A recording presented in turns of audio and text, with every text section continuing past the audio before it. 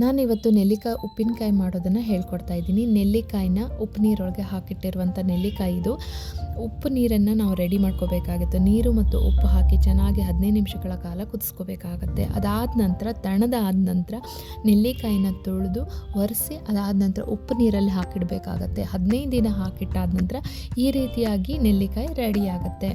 ಇವಾಗ ನಾನು ಅದನ್ನು ಸಣ್ಣದಾಗಿ ಹೆಚ್ಚಿಕೊಟ್ಕೊಂಡಿದ್ದೀನಿ. ಇಲ್ಲಿ ನಾನು ಒಂದು ಬಾಣಲೆಗೆ ಬ್ಯಾಡಗೆ ಮೆಣಸಿಕಾಯಿ ಮತ್ತು ಖಾರದ ಮೆಣಸಿಕಾಯಿ ಎರಡನ್ನೂ ಕೂಡ ಹಾಕಿಟ್ಕೊಂಡಿದ್ದೀನಿ. ಅದನ್ನು ಸಣ್ಣ ಊರಲ್ಲಿಟ್ಕೊಂಡು ಹುರ್ಕೋಬೇಕಾಗತ್ತೆ. ಗರಿ ಆದ ನಂತರ ಹುರಿದಾದ ನಂತರ ಇನ್ನೊಂದು ತವಾಗೆ 1 ಸ್ಪೂನ್ ಆಗುವಷ್ಟು ಸಾಸಿವೆ ಹಾಕ್ಕೊಳ್ತಾ ಇದ್ದೀನಿ. 1/4 ಟೀ ಸ್ಪೂನ್ ಆಗುವಷ್ಟು ಮೆಂತ್ಯನ ಹಾಕ್ಕೊಳ್ತಾ ಇದ್ದೀನಿ. ಇದನ್ನು ಸಣ್ಣ ಊರಲ್ಲಿ ಇಟ್ಕೊಂಡು ಹುರ್ಕೊಂಬಿಡಿ. ಅದಾದ ನಂತರ ಇದಕ್ಕೆ ಸ್ವಲ್ಪ ಹಿಂಗೆ ಹಾಕ್ಕೊಳ್ಳೋಣ, ಅರಿಶಿನ ಪುಡಿ ಹಾಕ್ಕೊಳ್ತಾ ಇದ್ದೀನಿ. ಅದನ್ನು ಕೂಡ ಹುರ್ಕೊಳ್ತಾ ಇದ್ದೀನಿ. ಇವಾಗ ನೋಡಿ ಒಣಮೆಣಸೆಲ್ಲ ಆರಾದ ನಂತರ ಮಿಕ್ಸಿ ಜಾರಿಗೆ ಹಾಕ್ಕೊಳ್ತಾ ಇದ್ದೀನಿ. ಜೊತೆಗೆ ಸಾಸಿವೆ ಮತ್ತು ಮೆಂತ್ಯ ಹುರಿದು ಇಟ್ಕೊಂಡಿದ್ವಲ್ಲ ಅದನ್ನು ಕೂಡ ಮಿಕ್ಸ್ ಮಾಡ್ಕೋಬೇಕಾಗತ್ತೆ. ಎಲ್ಲ ಮಿಕ್ಸ್ ಆದ ನಂತರ ಚೆನ್ನಾಗಿ ನೈಸ್ ಆದಂಥ ಪುಡಿನ ಈ ರೀತಿ ಮಾಡಿಕೊಂಡು ರೆಡಿ ಮಾಡ್ಕೋಬೇಕಾಗತ್ತೆ.